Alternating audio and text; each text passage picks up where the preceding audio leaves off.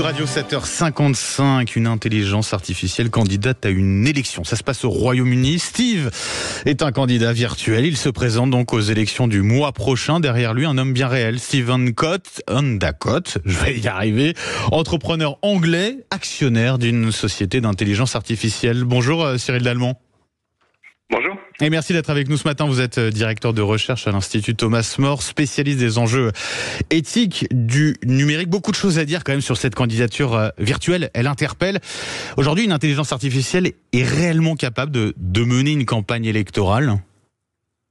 Alors, elle est capable de mener une campagne électorale jusqu'à un certain point. Après, tout dépend de la programmation qu'elle a reçue. Et là, en l'occurrence, le candidat, finalement, l'a éduqué, en fait, lui a fait subir un cycle d'apprentissage par rapport à sa propre pensée. Donc, il clone plus ou moins ses propres réflexions, ses propres analyses pour qu'elle réponde, en fait, à un besoin spécifique qui est à savoir celui de sa candidature. Une sorte de double numérique, en fait, du candidat. C'est facile ou pas de mettre en place un tel algorithme, parce que c'est un algorithme derrière tout cela. Est-ce que n'importe quelle personne un peu calée en informatique peut faire ça ? Alors non, en l'occurrence, les règles électorales en Angleterre sont pas les mêmes qu'en France. Comme vous l'avez précisé, c'est son entreprise. En France, ce serait totalement illégal.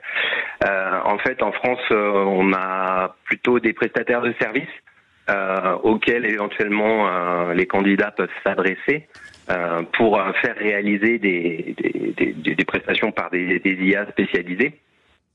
On n'est pas du tout sur la même logique au niveau des candidatures françaises.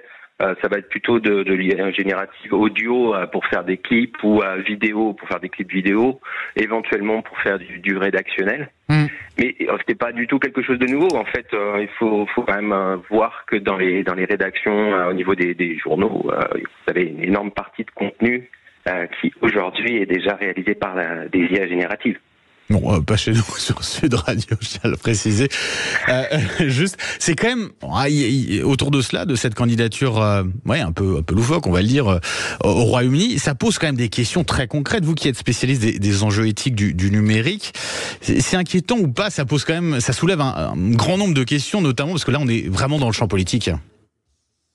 En fait, c'est comme je le disais, pas quelque chose de nouveau. Les lecteurs de journaux lisent beaucoup de contenu qui est déjà réalisé par des IA. Le vrai problème éthique, c'est les fakes qui peuvent surgir, notamment au niveau vidéo et audio, sur des messages ou des clips politiques qui seraient de faux clips avec la véritable voix dupliquée, par exemple d'un concurrent. Qui aurait un message particulièrement choquant ou particulièrement dévalorisant pour cette personne et qui là tromperait en fait les lecteurs et provoquerait un vote de rejet par rapport à une fausse information ou un faux clip ou une fausse vidéo. Là, on serait vraiment dans un danger éthique. Après que le candidat, avec sa candidature loufoque, comme vous l'avez dit, utilise une IA, en soi, c'est pas forcément problématique. À partir du moment où ça a été annoncé, expliqué, les électeurs sont pas trompés.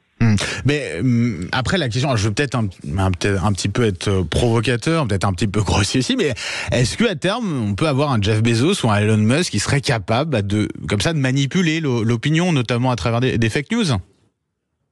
Oui, bien sûr. D'ailleurs, c'est déjà le cas. Vous avez beaucoup de vidéos qui circulent sur les réseaux sociaux qui sont totalement réalisées par des IA et qui attaquent tel ou tel candidat sous l'influence souvent de pays pas très démocratiques d'ailleurs, et qui utilisent de multiples comptes sur les réseaux sociaux pour diffuser des messages de propagande ou de dénigrement de tel ou tel candidat. Cyril Dalmont, merci pour votre éclairage donc sur cette candidature au Royaume-Uni. On verra si Steve est élu le 4 juillet prochain à la Chambre des communes. Merci beaucoup Cyril Dalmont. Je vous en prie. Merci à vous, directeur de recherche à l'Institut Thomas More, spécialiste des enjeux éthiques du numérique.